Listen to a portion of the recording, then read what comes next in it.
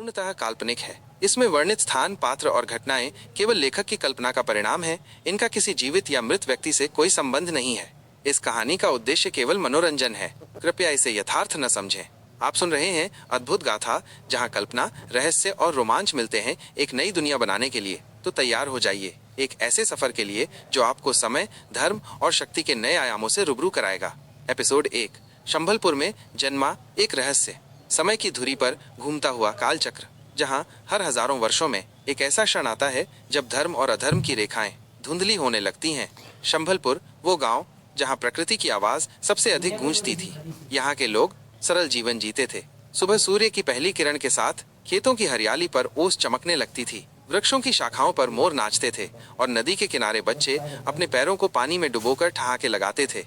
परंतु इस गांव में एक अनोखी बात थी। यहाँ हर चीज धीमी थी, जैसे समय खुद को रोककर चल रहा हो। गांव के बुजुर्गों का कहना था कि शंभलपुर सिर्फ एक गांव नहीं, बल्कि समय के कुछ रहस्यों को समेटे हुए एक द्वार था। लोग कहते थे, जो यहाँ जन्म लेता है उसकी नियति खुद समय लिखता है। पर कोई नहीं जानता था कि आने वाले वर्षों में यह बात कितनी सच साबित होगी।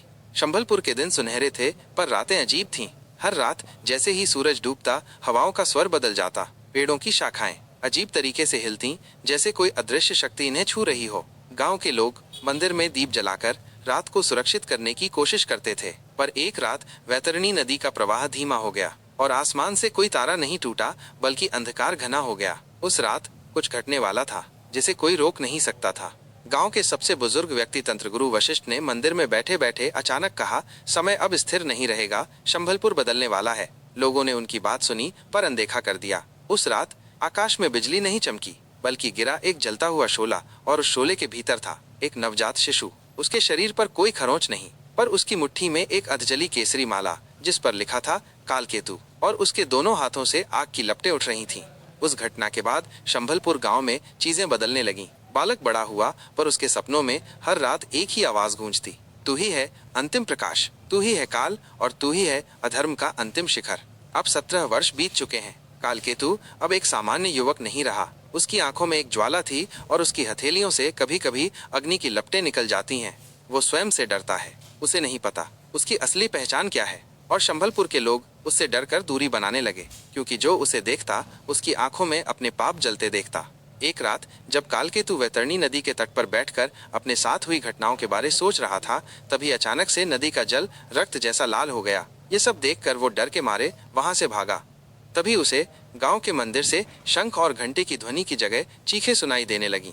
इस सब से हैरान परेशान कालकेतु मंदिर की तरफ मुड़ जाता है, जहां उसे मंदिर का पुजारी खून से लथपथ कपड़ों में मंदिर की सीढ़ियों पर बेहोशी की अवस्था में मिलता है। कालकेतु पुजारी को होश में लाने की कोशिश करता है। जैसे ही पुजारी को होश आता है तो वो पुजारी से पूछता है कि ये सब कैसे हुआ और आपकी ये हालत किसने की। कालकेतु के प्रश्न सुनकर पुजारी अपने मन में सोचता है कि अब उसे मंदिर की उस रहस्यमयी गुफा और उसमें छुपी शापित तलवार का खौफनाक रहस्य उजागर करना ही होगा। कालकेतु पुजारी को किसी गहरी सोच में डूबे देख पुनः प्रश्न करता है, जिससे पुजारी वर्तमान में लौट आता है। पुजारी डरी हुई आवाज में मन में सोची हुई बात कहता है। वह उसे वह सब भी बताता है जो उसने मंदिर के महापुरोहित तंत्र गुरु वशिष्ठ और मंदिर तथा गांव के इतिहास का साक्ष्य देने वाली पुस्तक कालचक्र रहस्य से सुना व पढ़ा था, और कहता है कि मंदिर के पीछे एक गुप्त द्वार है जिससे उस गुफा तक पहुंचा जा सकता है। इतना सुनने के बाद कालकेतु स्वयं को उस गुप्त गुफा में जाने से नहीं रोक पाता, और उसी रात कालकेतु गुप्त गुफा में प्रवेश करता है।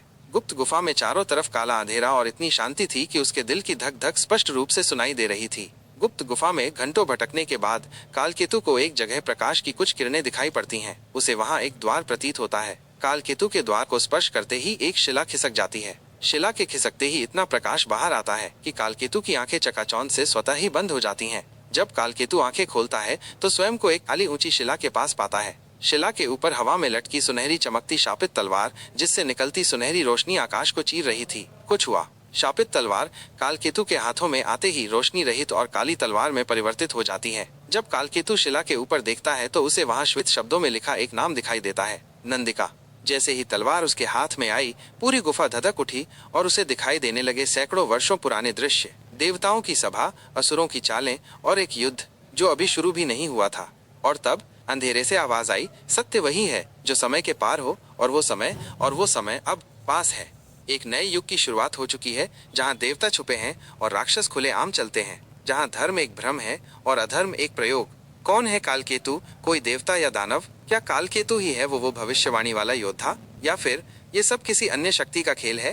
क्या है शापित तलवार नंदिका का इतिहास? इन सभी सवालों के जवाब जानने के लिए चैनल को सब्सक्राइब करना न भूलें। अगर आपको ये कहानी पसंद आई तो कृपया लाइक करें, कमेंट करें और चैनल को शेयर करें।